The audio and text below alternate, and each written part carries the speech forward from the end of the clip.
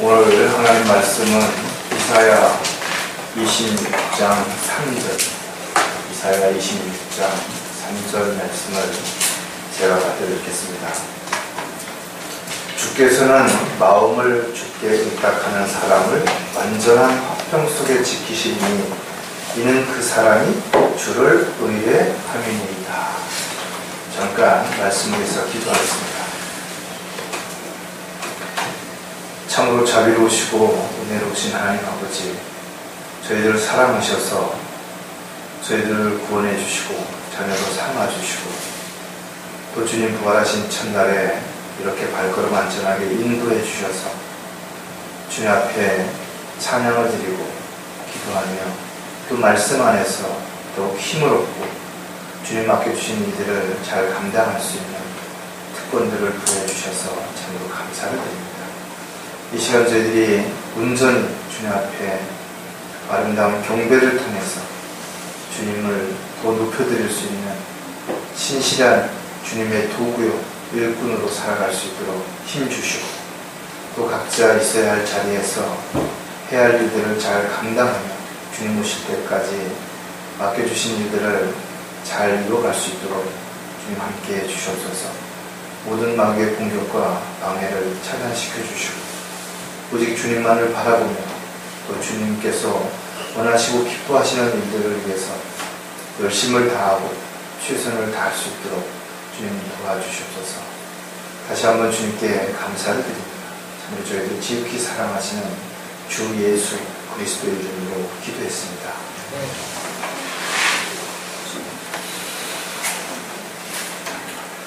많은 사람들이 행복과 불행은 마음먹기에 달렸다 이렇게 말을 합니다.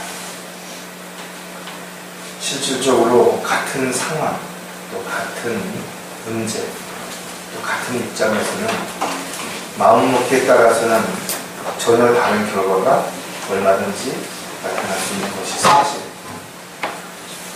그런데도 안타깝게 세상에는 행복하다고 말하는 사람보다 스스로 불행하다고 생각하는 사람들이 훨씬 더 많습니다. 이것은 다시 말해서 마음 먹은 대로 잘 이루어지지 않는다라는 것이에요. 사람은 살다 보면 자신이 원하지도 또 바라지도 않는데도 불구하고 참으로 힘들고 어려운 일들이 얼마든지 일어날 수 있습니다. 그래서 많은 사람들은 건강 때문에 또 가족들 때문에 직장 때문에 사업 때문에 근심하고 걱정하고 불안한 마음으로 살아갈 수밖에 없습니다. 육신을 입고 있는 동안 우리는 생각을 하고 감정이 있기 때문에 누구나 마찬가지로 이런 일들이 일어날 수밖에 없습니다. 구원받은 그리스도인이라고 해서 다른 거 아니에요. 겉으로는 아무렇지도 않은 것처럼 그렇게 말하기도 하지만 현실적으로는 그리스도인들은 오히려 더 많은 문제, 더 많은 어려움을 겪을 수밖에 없습니다. 정말 여러분들도 마음의 평안을 가지고 그렇게 여유로운 삶을 살고 싶으실 겁니다. 모든 근심 걱정 다 내려놓고 아무 염려 없이 따뜻한 차 한잔 마시면서 성경 읽고 또 소망 가운데 찬송이나 부르면서 살고 싶은 마음 왜 없겠어요? 그런데 이 세상이 그렇게 만만하지 않죠. 경쟁 사회에서 뒤처지지 않기 위해서 또 자신을 지키고 해야 할 일들을 감당하기 위해서 여러분들 더 많이 애쓰고 수고하는데도 불구하고 오히려 세상 사람들보다 더 어려움을 겪을 수도 있는 것이 사실입니다. 그래서 그리스도인들이 세상이 살만한 곳이 못된 것이 분명한 거고 또 여러분들이 하고자 하는 일을 방해하는 그런 세력들이 있는 것도 사실입니다. 그렇다면 그리스도인들은 어떻게 해야 되는 것인가 이거죠. 세상 사람들은 그것을 해결하는 방법으로 적당히 타협하고 불법을 행하고 편법을 쓰고 또 외면하고 그러면서 자신을 합리화시키며 살아갑니다. 근데 그리스도인들은 그럴 수가 없어요. 어떻게 해야 될 것인가? 오늘 설교 제목은 자신의 마음을 주님께 의탁하라. 여러분들이 본문을 한번 다시 보십시오. 주께서는 마음을 주께 의탁하는 사람은, 그러니까 어떻게 하면 어떻게 해주신다 그랬어요? 완전한 화평 속에 지키시리니. 그 이유가 뭐냐 하면 이는 그 사람이 주를 의뢰합니다 그랬어요. 마음을 의탁한다는, 여기에서 의탁이라는 단어가 어떤 것에 몸이나 마음을 의지하여 맡긴다 이런 뜻을 가지고 있지만, 성경적으로 보면 온전히 주님께 신뢰한다 이런 의미입니다. 의뢰한다. 다시 말해서 주님만을 의지하고 신뢰할 수 있는 그런 마음으로 살아가라 이런 말이에요. 베드로전서 2장 23절에도 보면 주님께서도 온전히 심판하시는 하나님께 자신을 의탁하셨다 이렇게 기록하고 있습니다. 어떤 상황, 어떤 문제가 일어나든 전적으로 주님을 믿고 주님 앞에 모든 것을 맡기는 것, 이것이 자신의 마음을 주님께 의탁하는 그런 삶입니다. 왜 그리스도인들은 자신의 마음을 주님께 의탁해야 하는 것인가요? 그 이유는 저와 여러분이 솔직히 자신의 마음을 다 알 수 있어요. 마음을 지키고 다스릴 수 있는 것이 쉬운 것인가요? 사람의 마음은 시기와 장소와 목적과 입장 그리고 상대에 따라서 수시로 바뀌고 얼마든지 변질될 수 있습니다. 그래서 사람들은 끊임없이 두려운 가운데, 불안한 가운데 살아갈 수밖에 없는 거죠. 어떻게 보면 마음이라고 하는 것은 이런 요소들을 담는 그릇과 같은 것입니다. 따라서 성경을 통하지 아니하고는, 하나님에게서 해답을 찾지 아니하고는 문제를 해결할 수 있는 방법이 분명 없다라는 것입니다. 아무리 마음을 먹으려고 해도, 마음을 지키려고 해도 그것이 되지 않기 때문에 그런 것이죠. 성경은 해답을 분명히 주고 있습니다. 아무것도 염려하지 마라. 어떻게 하냐?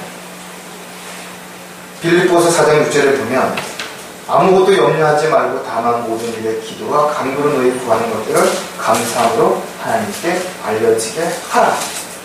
다시 말해서 사람은 누구나 염려할 수밖에 없는 그런 존재라는 것입니다.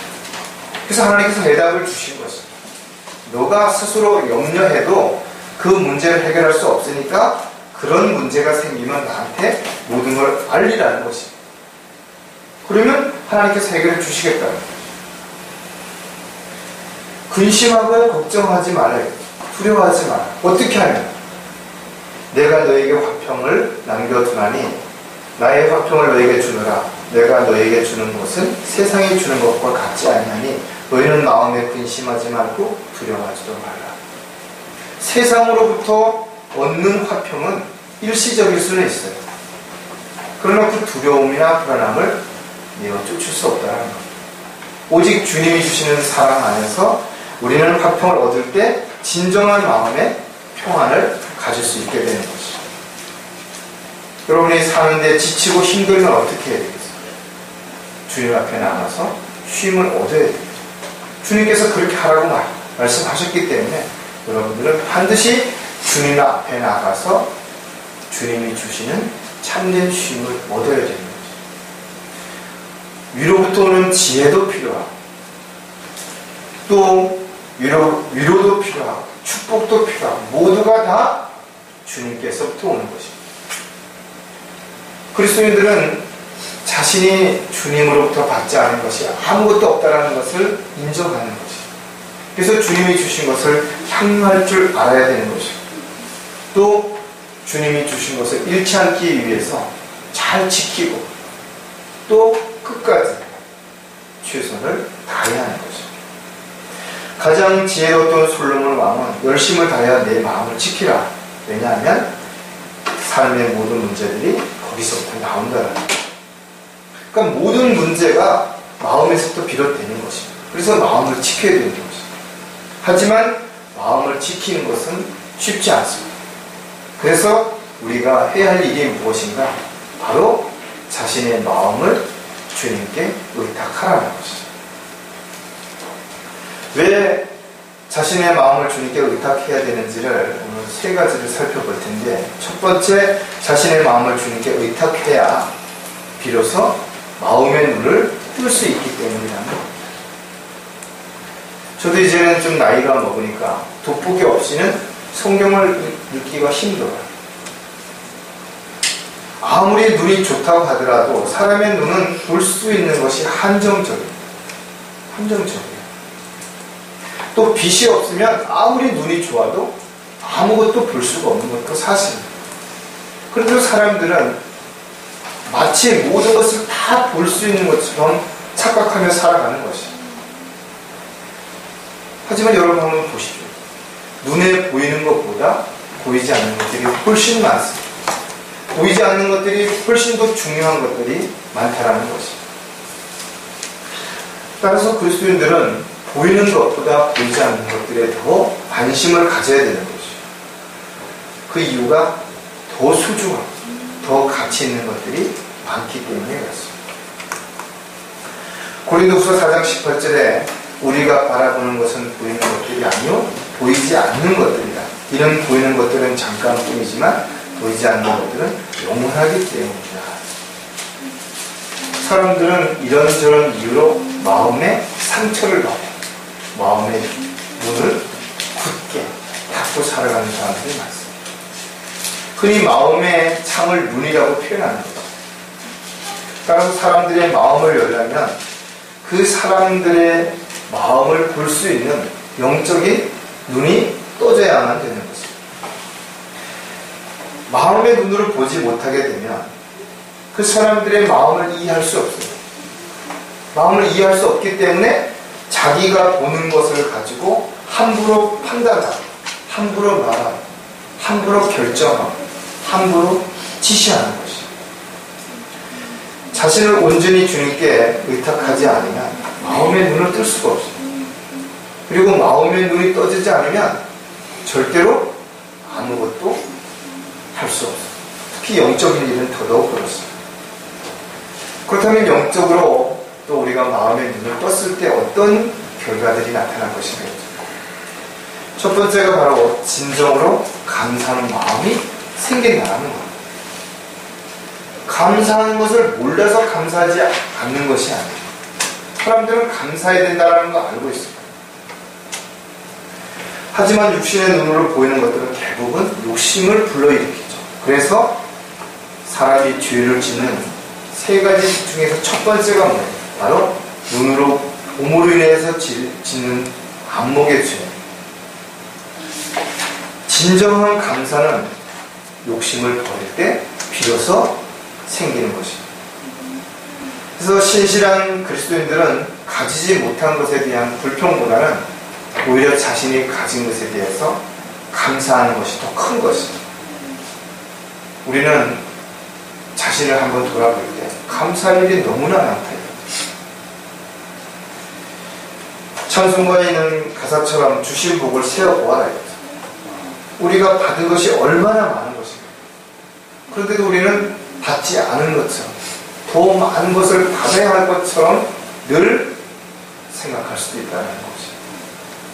감사가 없는 삶은 의심과 불평으로 가득할 수밖에 없습니다.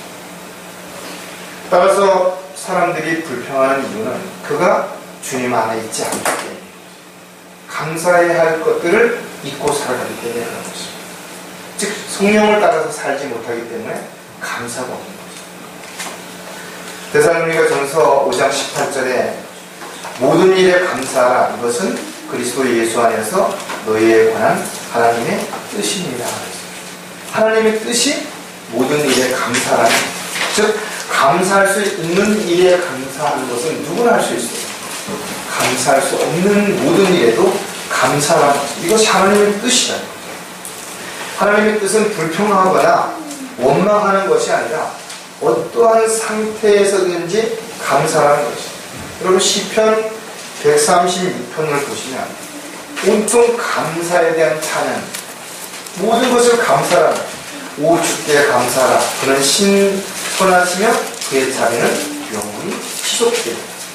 위대한 기적들을 행하시고 지혜로 하늘들을 지으셨으며 땅에 물들을 펴시고 큰 빛을 지으시고 태양과 달과 별을 지으신 분께 감사합니다. 우리를 기억하시는 모든 육체에게 먹을 것을 주시는 분께 감사하는 것입니다. 감사하는 마음은 말하지 않아도 상대에게 보여지는 것이죠. 또 감사하는 마음의 눈으로 보게 되면 사람들의 마음을 읽을 수가 있습니다. 그래서 진정으로 감사하는 마음은 마음의 눈을 떴을 때 비로소 생기는 거죠. 또 한 가지는 마음의 눈을 뜨게 되면 주님의 사랑으로 보게 된다는 것입니다. 사랑하는 마음을 가지고 볼 때 비로소 상대가 이쁘고 멋지고 아름답게 보여지는 것입니다.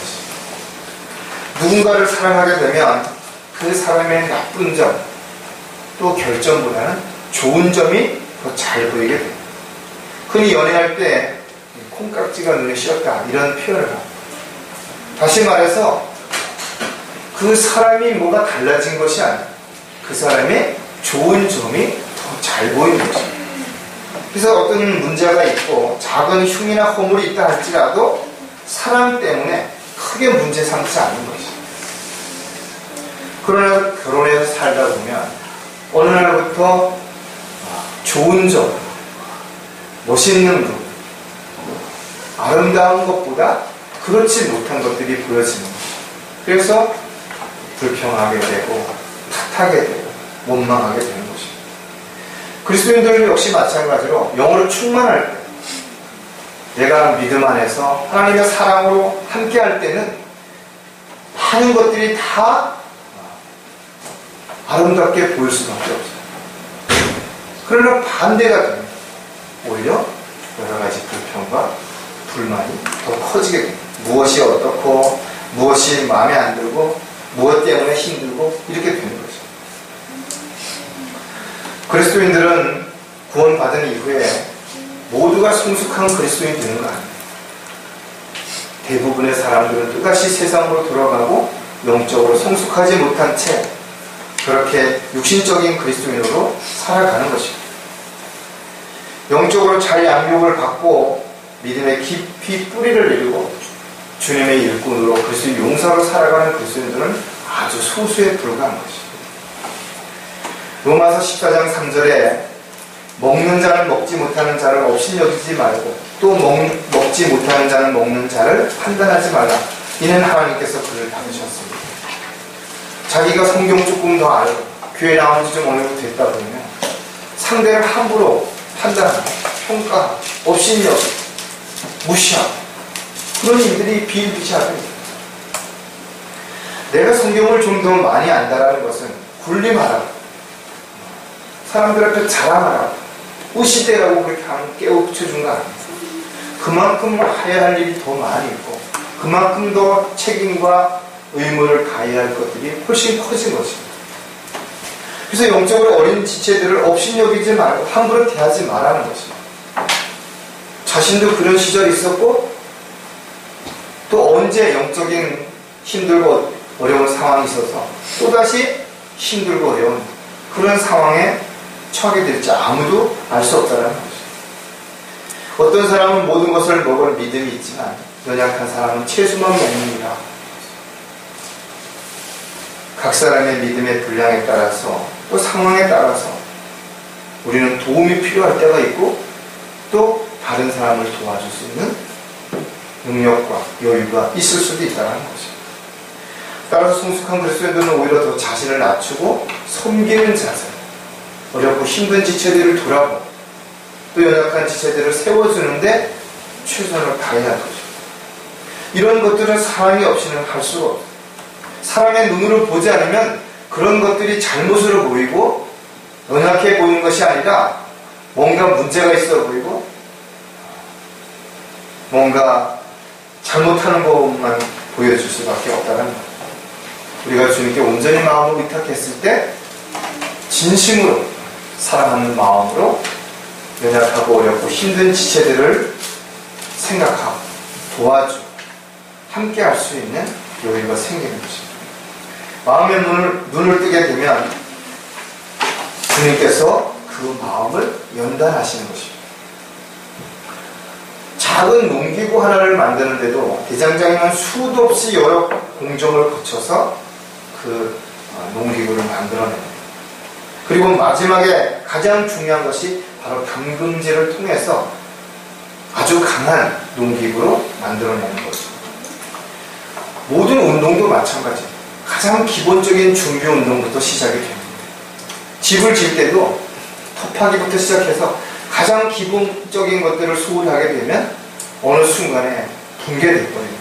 부실 공사가 되는 것입니다. 우리의 믿음도 마찬가지예요. 우리의 믿음이 강건하고 우리가 강력한 그리스도의 군사가 되려면 가장 중요한 것은 마음부터 연단을 해야 되는 것입니다. 그럼 인간의 마음을 어떻게 연단하는 것인가 이거죠. 잠언 17장 3절에 보면 도가니는 은을 용광로는 금을 연단하거니와 주께서는 사람의 마음을 연단하십니다. 하나님께서 우리의 마음을 연단해 주시는데 어떻게 연단하시는 것인가? 바로 때로는 시련과 때로는 역경과 고난과 아픔을 통해서 우리의 마음을 연단한다는 것입니다. 그래서 우리는 이런 과정들을 거치면서 우리 마음이 더욱더 강해지는 것입니다. 그래서 어떤 힘든 일이 있다, 어떤 상처를 받는다 하더라도 그것을 잘 이겨내고 또 치유받고 다시 시작하고 다시 용기를 낼 수 있게 되는 것입니다. 이것이 세상으로부터 이루어지는 거 아니에요. 주님이 주시는 연단을 통해서 우리가 이루어지는 것입니다. 여러분들도 지금 이 자리에 오기까지 여러 번 넘어지고 여러 번 힘든 과정들을 거쳐야 돼요. 그래서 다시 일어나고 다시 용기를 얻고 이래서 여러분들이 지금 이 자리에 있기 때문에 연약한 지체들, 힘든 지체들을 보면 위로해 줄 수 있어요. 그리고 그런 지체들을 볼 때 외면하지 아니하고 여러분들이 그들의 손을 잡아주고 뒤에서 밀어주고 앞에서 끌어줄 수 있게 된 것입니다. 이런 과정들이 반드시 필요합니다. 마음의 눈을 뜨지 않는 상태에서 종교생활을 하는 사람들은 인간적인 그런 입장에서는 얼마든지 도와줄 수 있고 불쌍히 올 수 있습니다. 그러나 진정으로 감사하는 마음, 주님의 그 사랑으로 보지 못하는 것입니다. 그리고 주님께서 연단을 통해서 강력한 그런 마음을 갖지 못한 사람들은 오히려 자기가 더 상처받고 너 때문에 내가 더 힘들고 너 때문에 나는 너무 힘들고 피곤하고 어렵다라고 말할 수밖에 없대요. 자, 두 번째 자신의 마음을 주님께 의탁해야 하는 이유는 무엇이냐면 마음의 허리를 동일 수 있기 때문입니다. 마음의 눈을 뜨고 나면 보이지 않던 것들이 보여지기 시작이 됩니다. 물론 좋은 것들이 더 많이 보여지죠. 그러나 나쁜 것도 보여지게 돼요. 또 여유가 생기기도 하지만 또 많은 것을 해야 된다는 부담 때문에 조급해지기도 하는 것입니다. 그래서 마음의 허리를 동이는 결단과 각오가 더 필요합니다. 사실은 제가 지난번에 수술하고 나서 치료받는 과정에 정말 주사를 많이 맞았습니다. 근데 그때는 당연히 그렇게 주사를 맞고 뭐 해야 되는 부분이니까 아주 마음을 좀 단단히 먹었기 때문에 그렇게 크게 부담 갖지 않고 잘 이겨냈습니다. 오히려 이번에 이제 치료가 다 끝나고 나서 검사를 받으러 가서 CT를 찍는데 주사 한 대 맞는 게 되게 아프고 부담이 됩니다. 사람이 마음먹기에 따라서 작은 것도 크게 느껴져, 큰 것도 별거 아닌 것처럼 느껴질 수 있습니다. 어떻게 보면 어떤 상황에 앞서서 마음을 어떻게 먹느냐에 따라서 그 결과가 다르게 느껴진다는 것이. 어떤 각오와 결심을 강하게 하게 될 때 보통 우리는 신발끈을 묶는다 또는 허리띠를 조인다 이런 표현을 여러분들이 전쟁터에 나가는 만약에 어떤 장수라고 한번 생각을 해보죠. 머리에는 구원의 투구를 쓰고 복음의 신발을 신고 믿음의 흉배를 가지고 성령의 칼을 가지고 방패를 들고 나가지만 진리의 허리띠를 묶지 않는다면 힘이 안 생깁니다. 저와 여러분은 세상 사람들은 마음 먹은 대로 할 수도 없고 마음 먹은 대로 되지도 않지만 우리가 주 안에서 주님의 말씀에 따라 마음을 먹게 된다면 못할 게 없어요. 왜냐하면 주님의 능력으로 모든 것을 할 수 있다라고 분명히 주님께서 약속하고 있기 때문에 그렇습니다. 사람이 살아가는 데는 예기치 않은 많은 문제들이 어려움이 얼마든지 일어날 수 있습니다. 그래서 그 문제들이 일어나는 마음을 잘 지켜야 되는데 그것이 쉽지 않기 때문에 우리는 주님께 모든 것을 맡기고 자신의 마음을 의탁할 때 비로소 우리는 마음의 허리를 동일 수 있고 마음의 허리를 동이게 된다면 우리 앞에 닥치는 문제들도 크게 불안하거나 두려움 없이 얼마든지 이겨낼 수 있다는 거예요. 사람들이 자신 앞에 닥친 문제가 너무 크고 너무 감당할 수 없다라고 생각할 수 있어요. 그러나 한 발짝 뒤로 물러서서 보게 된다면 그 또한 많은 문제들 가운데 하나일 뿐이라는 것입니다. 여러분들이 여 강릉은 바다가 가까우니까 한번 파도 칠 때 한번 가보시라. 바다가 가차에 가서 보면 그 파도가 금방 자신을 막 덮칠 것 같고 막 배들이 금방 다 뒤집어질 것 같이 엄청 커 보이죠. 그래 여러분들이 큰 길가에 나와서 멀찌감치 한번 보면 그냥 그 넓은 바다에 여러 가지 물결 가운데 하나일 뿐.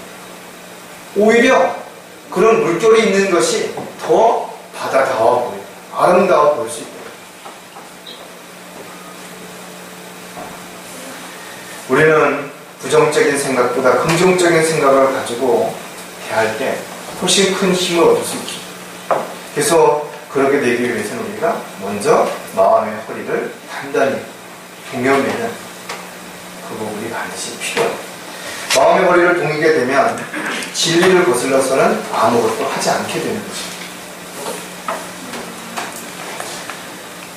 사람이 옷을 잘 갖춰 입고도 허리띠를 매지 않으면 뭔가 허전하죠. 불안해 보여요. 허리띠는 몸의 중심에 힘을 모으는 데 아주 가장 큰 역할을 하는 것입니다. 그래서 우리가 각오를 새롭게 할 때 반드시 허리띠를 졸라맨다라는 그런 표현을 하는 것입니다. 신앙생활에 있어서도 진리는 가장 중요한 역할을 하는 것입니다. 우리가 믿음도 있고 소망도 있다 하더라도 진리가 없다면 무슨 의미가 있습니까? 무엇을 근거로 해서 우리가 하나님을 기쁘시게 할 수 있는 것입니다. 고린도 후서 13장 8절에 보면 우리가 진리를 거슬러서는 아무것도 할 수 없고 오직 진리를 위해서만 할 수 있느니라. 우리는 진리의 말씀을 통해서 양육을 받아야 됩니다.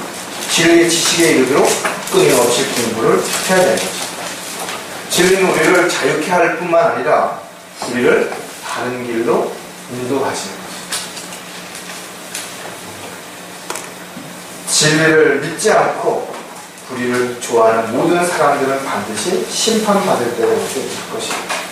그래서 그리스도인들은 진리를 믿고 진리를 행하고 진리 안에서 진리를 따라 살아가는 것입니다. 요한일서 1장 6절에 보면 만일 우리가 하나님과 교제가 있다 하면서 어둠 가운데 행하면 우리가 거짓말하는 것이며 진리를 행하지 아니하는 것입니다. 늘 하나님 앞에 기도한다고 말하면서도 자신이 죄 가운데 있다면 끊임없이 죄를 짓고 있다면 그 사람은 거짓말하는 거죠. 진리 안에는 거짓말이 없고 거짓말 속에는 어떤 진리도 없습니다. 그래서 그 사람이 어떻게 살아가는지를 보게 된다면 그 사람이 지금 진리 안에 있는지 그렇지 않은지를 쉽게 분별할 수 있는 거죠. 마음의 허리를 동이게 되면 담대함과 확신을 가지고 나아갈 수 있게 되는 거죠. 믿음이 없이는 하나님을 기쁘시게 할 수 없죠. 그래서 믿음 없이 하는 종교들이 있어요. 아니, 믿음을 가지고 한다 할지라도 그 믿음이 올바른 믿음이 아니라면 헛된 믿음이 되는 거죠. 세상에는 믿음을 가장해서 사람들을 미혹하는 사람들도 있어요. 믿음이라고 하는 것은 그리스도인들에게 있어서 구원을 받는데도 가장 근본이 되는 거지만 우리가 신앙생활하는 데서도 가장 근본이 되는 것은 바로 믿음입니다. 믿음으로 하지 않으면 어떤 능력도 어떤 지혜도 어떤 하나님의 은혜도 받을 수 없기 때문에 에베소 3장 12절에 그 안에서 우리가 그분을 믿음으로 담대함과 확신을 가지고 나아갑니다. 주님을 믿을 때 확신이 생기는 거예요. 확신이 있어야 앞으로 나아갈 수 있어요. 왜 많은 사람들이 알면서 앞으로 나가지 못하는 것입니다. 확신이 없기 때문에. 확신이 없는 이유는 그 말씀을 의심하기 때문입니다. 전적으로 신뢰하지 않기 때문에 갈등하는 것입니다. 히브리서 11장은 믿음에 대한 정의를 분명하게 내려주겠다 해서 믿음은 바라는 것들에 대한 실상이요 보이지 않는 것들에 대한 증거예요. 여러분들이 무엇을 믿습니까? 여러분들이 무엇을 바라는 것입니다. 히브리서 11장에는 모두 믿음을 가진 사람들을 기록하고 있습니다. 믿음의 원천은 바로 하나님의 말씀을 들으면서 나온다. 여러분들이 왜 하나님의 말씀을 지속적으로 들어야 되는 것인가? 바로 그것은 하나님의 말씀을 통해서 믿음이 더 견고해지기 때문에 성경을 읽고 듣고 묵상할 때 여러분들은 믿음의 허리를 더 단단하게 주일 수 있는 것입니다.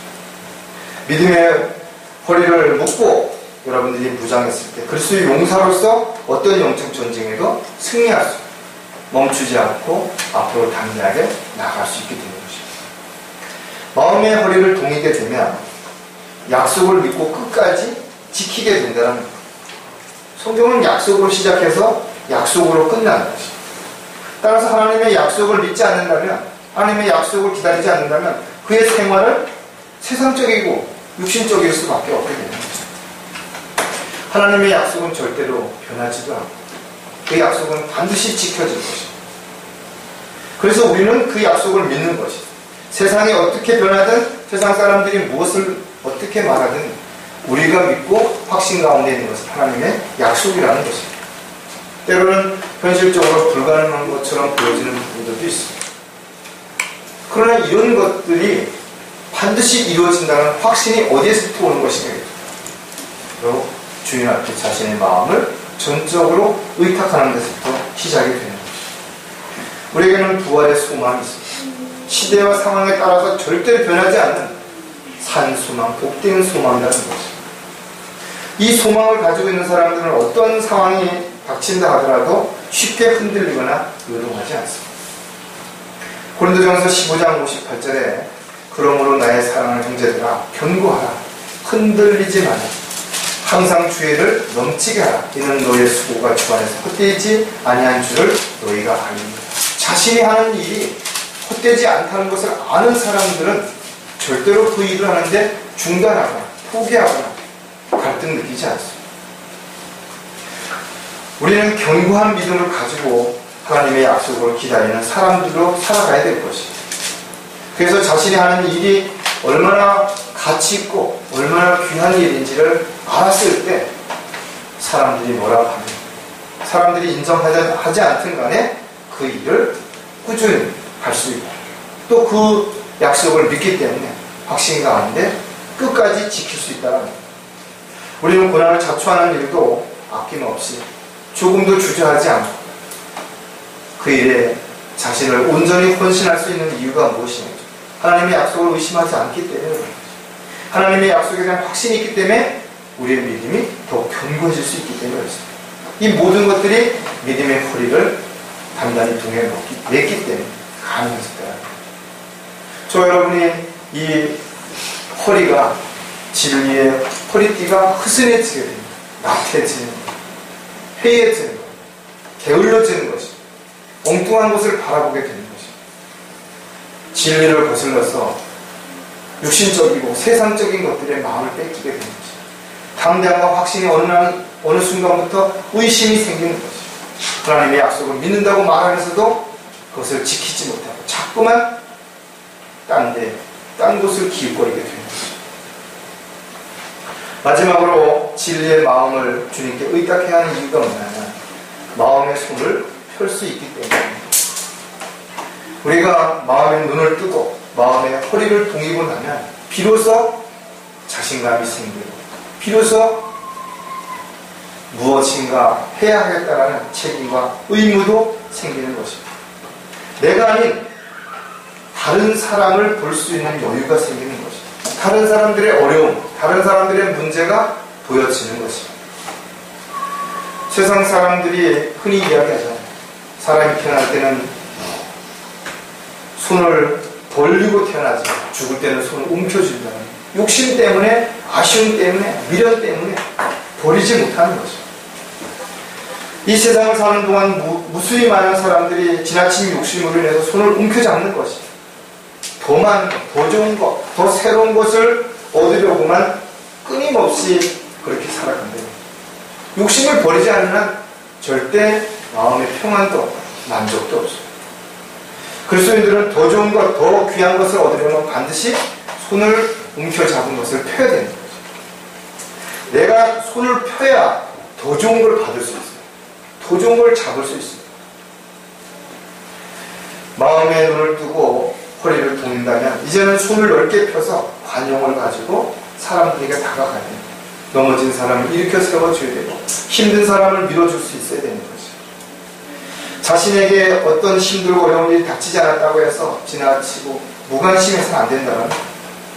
왜냐하면 우리 주변에는 외롭고 힘들고 고통 가운데 있고 또 여러 가지 도움이 필요한 사람들이 많이 있는 것입니다. 그들에게 우리가 작은 배려와 관심을 가지고 다가간다면, 그들에게 먼저 손을 내민다면 그들에게는 큰 힘이 될 수 있습니다. 그리고 하나님께서는 우리에게 더 큰 용기, 더 큰 확신, 믿음을 가지고 더 많이 일할 수 있는 지경을 반드시 넓혀줄 것입니다. 여러분들이 먼저 손을 내밀 때 손을 내밀고 싶어도 도움을 요청하고 싶어도 그러지 못하는 많은 사람들, 주저하는 사람들에게 얼마나 큰 도움이 될 것인가 한 번쯤 다시 한번 생각해 봐야 할 것입니다. 마음의 손을 펴게 되면 먼저 용서하는 마음을 가지게 됩니다. 사람이 살면서 이런저런 모습으로 사람들에게 피해를 입을 수 있죠. 손해를 볼 수 있어요. 모함을 당할 수 있어요. 그때 여러분은 감정을 가지고 있기 때문에 화나죠. 밉죠. 그런 사람들하고는 다시 만나기도 싫고 그런 사람들을 쳐다보기도 싫을 수 있어요. 성경은 우리에게 그러나 그런 용서할 수 없는 마음이 있을 때 먼저 그리스도를 생각하라는 것입니다. 주님께서 너희를 어떻게 용서하는 것인가. 우리는 용서받을 만한 자격, 조건 아무것도 없어요. 그럼에도 불구하고 주님은 우리를 용서해 주시고 우리를 용서해 주시기 위해서 자신의 생명을 내어주셨다는 것. 하늘 보좌를 버리시고 이 땅에 오셔서 모든 수치와 멸시를 다 받으신 것이. 그래서 죽기까지 자신을 온전히 내어주신 것이. 우리에게 어떻게 용서하라고 하셨나 하면 그냥 용서해 주라, 용서하는 척 하라는 거 아니에요. 내가 너희를 용서한 것 같아서 그렇게 용서하는 것입니다. 에베소 4장 32절에 너희는 서로 친절하고 다정다감하며 서로 용서하되 하나님께서 그리스도를 위하여 너희를 용서하신 것 같이 하라. 어떤 사람은 용서해줘도 고마워하지 않습니다. 오히려 용서해줬더니 또다시 죄를 짓고 또다시 해코지 하는 사람들도 있습니다. 그런데도 불구하고 성경은 또 다시 그들을 용서하라는 것입니다. 너희는 스스로 주의하라. 내 형제가 너희에 대하여 죄를 지면 그를 꾸짖고 그가 회개하면 용서하라. 얼마나 더 용서해야 됩니까? 여기에도 대답을 이렇게 주고 있습니다. 하루에 7번이나 너에게 죄를 짓고 또 하루에 7번이나 너에게 돌아와서 내가 회개한다고 말하는 그를 용서해. 인간적인 면에서 도저히 용서가 안 되죠. 세상에 이런 사람들을 어떻게 또 용서할 수 있어요? 그럼에도 불구하고 용서하는 거죠. 왜? 너희들은 하나님의 사랑을 받은 자들이라니. 그리고 내가 너희를 사랑한 것 같이 그렇게 사랑하라는 거지.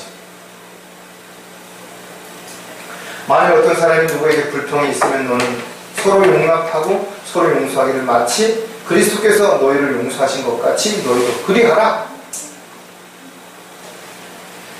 우리는 주님의 그 사랑과 은혜를 생각한다면 용서할 수 없는 사람은 없습니다. 없어요. 그리고 하나님께서 우리에게 용서하라고 하신 것은 우리를 위해서 용서하는 것이. 우리가 용서하지 않고 미워하고 원망하고 불평하는 마음을 가지고 있으면 점점 힘들어지는 거예요. 그래서 용서하는 거예요. 용서했을 때 우리의 마음에 평안이 오는 거죠. 어떻게 보면 가장 큰 용기는 뭐예요? 바로 용서하는 거예요. 또 더 큰 용기가 어디 있어요? 더 큰 사랑이 어디 있냐? 용서하는 거죠. 진정 마음의 손을 폈을 때만 이것이 가능합니다. 또 마음의 손을 펴게 되면 도움을 줄 수 있는 위치에 서게 돼요. 위치가 바뀌어지는 거예요. 도움을 받을 수 있는 위치에서 이제 도움을 줄 수 있는 위치로 바뀌어지는 거죠. 누구를 돕는다는 것은 쉽지 않습니다. 왜냐하면 내가 누군가를 도우려면 그만큼 나의 가진 것이 적어지는 것이죠. 나의 편안히 쉴 수 있는 쉼이 줄어드는 것이죠. 나의 그만큼 육신이 힘들어지는 거예요. 그래서 나의 몫을 줄이고 내가 가지고 있을 수 있는, 누릴 수 있는 것을 포기하고 다른 사람을 위해서 수고하고 애쓰고 희생한다는 게 결코 쉬운 것이네요. 물론 세상에서도 보면 때로는 부모, 자식, 남편, 아내를 위해서 헌신적인 희생하는 사람들이 있습니다. 그러나 저 여러분은 그런 헌신적인 육신적인 사랑보다 더 큰 하나님의 사랑으로 다가가야 되는 거죠. 때로는 도와주고 나서 욕을 먹을 수도 있죠. 보따리 건져주니까, 물에 빠진 사람 건져주니까 보따리 내놓으라는 그런 말처럼 오히려 기껏 도와주고 나서 위선적이다는 둥, 잘난 척한다는 둥 비난받을 수도 있습니다. 하지만 그럼에도 불구하고 우리는 어렵고 힘든 사람들을 보면 외면하면 안 됩니다. 무엇을 도와줘야 될지, 어떻게 해야 될지를 먼저 생각하는 거죠. 특히 지체들을 위해서, 가족들을 위해서 저와 여러분은 빚진 자로 살아야 되는 거죠. 내가 아무리 많은 사랑을 가지고 베풀고 배려하고 살아가고 있다 하더라도 결과적으로는 아직도 더 많이 갚아야 할 빚이 있다는 것을 절대로 잊어서는 안 되는 거죠. 출애굽기 17장 11절에 보면 모세가 자기 손을 들면 이스라엘이 이기고 그가 손을 내리면 아멜렉이 이기더라. 우리가 손을 그냥 들고 있는 거 처음에는 별거 아니에요. 그러나 어느 정도 일정 시간이 지나면 손을 들고 있다는 것이 그 자체가 얼마나 힘들고 얼마나 고통스러운지 여러분 한번 해보세요. 10분도 손을 들고 서 있기가 어렵거든요. 모세가 스피드면서 아멜렉과 전쟁할 때 그가 손을 들면 이기는데 너무 힘들어서 손이 내려지면 지는 거예요. 그때 모세의 손을 옆에서 받쳐준 사람이 아론과 훌이 손을 받쳐준 거예요. 그때 손이 내려오지 않으니까 이스라엘이 이기게 된 것입니다. 때에 따라서는 자기가 주관이지만 그러나 옆에서 보조해주는 사람, 도와주는 사람의 역할이 얼마나 큰지 우리가 알 수 있는 것이죠. 때로는 아주 작은 도움이 정말 더 큰 역할이 되는 것처럼 빛을 바라게 막. 여러분들 어떤 영화의 주인공이 잘해도 그 옆에 받쳐주는 조연들이 잘 못하면 그 영화는 흥행하지 못합니다. 큰 일을 하는 사람 옆에는 반드시 도와주는 사람들이 있어요. 그 도와주는 사람을 무시하거나 함부로 대해서는 안 돼. 오히려 그들이 있기 때문에 내가 그 자리에 있는 것이, 내가 그 일을 할 수 있는 것이다. 그래서 우리는 나름의 손을 펴야 되는 것이다. 그리고 도움의 위치에 서야 되는 것이다. 다른 사람이 나를 도와주기만을 기다릴 것이 아니라 내가 누군가를 도와줄 수 있는 그 자리가 어디인지, 도와줄 수 있는 역할이 무엇인지를 끊임없이 생각할 수 있는 것은 마음에 손을 펼 수 있는 사람들만이 할 수 있는 것입니다. 여러분들이 지체들에게 무엇을 나누어줄 수 있다면, 손을 펴서 무언가 해드릴까요? 하나님께서 반드시 보상해 주시다. 여러분들이 구원받지 못한 사람들이라 할지라도 여러분들이 따뜻한 마음을 가지고 손을 펴서 그들에게 복음을 전할 수 있고 그들이 진리를 알 수 있는 기회를 주었다면 그동안 수고하고 애쓴 것이 얼마이든 주님은 반드시 보상해 주실 것입니다. 절대로 그 어떤 것도 외면하지 않으실 것입니다. 많은 사람들이 마음의 손을 펴지 못한 채 살아갑니다.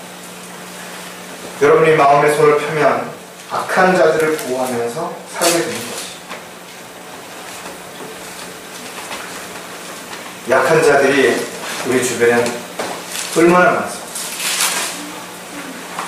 자신을 돌보고 자신을 위해서 시간을 쓰기도 모자라는데 남을 위해서 물질과 시간과 힘을 써서 그들을 돌봐주고 보호한다는 것을 할 수 있는, 그건 특별한 사람들만 하는 거예요. 대부분 사람들은 이기적이에요. 자기 중심적이에요. 자신의 행복을 위해서 남이 불행해지더라도 대수롭지 않게 살아가고 있는 이런 현실에서, 이런 죄악된 세상에서 다른 사람을 위해서, 그것도 누가 알아주지도 않는 조용하게 그렇게 할 수 있는 사람이 과연 얼마나 되겠냐고.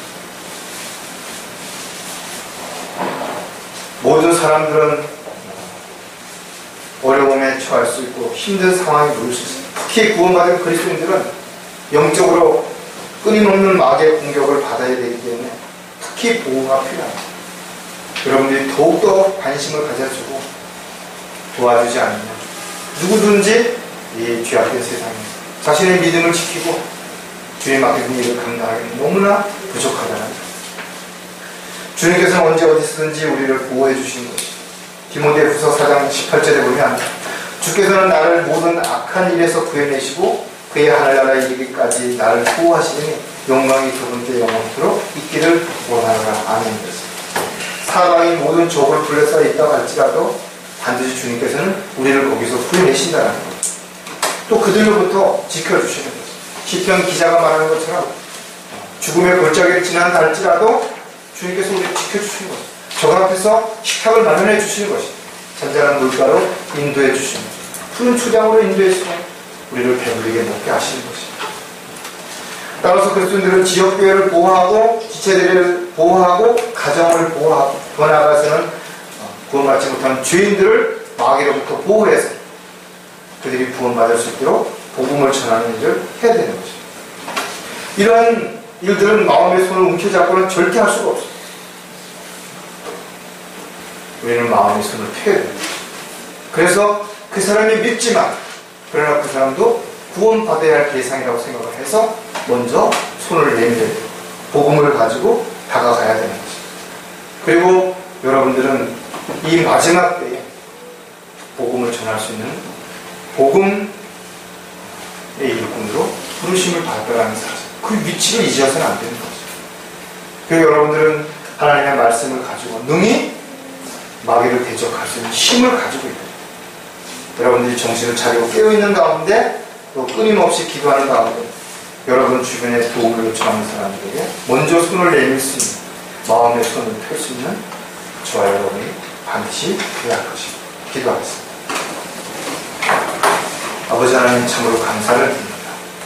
저희들이 육신적이고 세상적인 욕심의 눈이 멀어서 멀리 보지도 못할 뿐 아니라 어리석게도 마음의 눈을 뜨지 못하고 또 진리의 허리를 매지 못하고 또 마음에 손을 펴지 못한 채 자신의 욕심만을 채우기 위한 육신적인 삶을 살아갈 때가 얼마나 많은지 다시 한번 돌아보게 해주셔서 감사를 드립니다. 이제 말씀에 따라서 저희들이 다시 한번 자신의 마음을 온전히 주님께 의탁하고 주님께서 원하시고 기뻐하시는 도구요, 일꾼이요, 그리스도의 군사로 살아갈 수 있도록 인도해 주시옵소서. 저희들의 모든 삶을 온전히 주님께서 주관해 주시고 또 주님께서 인도해 주시는 가운데 반드시 승리할 수 있다는 확신 가운데 오늘 하루도 또 한 주도 저희들이 담대하게 앞으로 나아갈 수 있도록 인도해 주시고 주님 다시 오시는 그날을 소망 가운데 믿음의 선한 싸움을 싸우고 승리할 수 있도록 주님께서 복 주시옵소서. 다시 한번 주님께 감사를 드리고 참으로 저희들을 지극히 사랑하시는 이제 다시 오셔서 저희들을 데려가실 주 예수 그리스도의 이름으로 기도했습니다.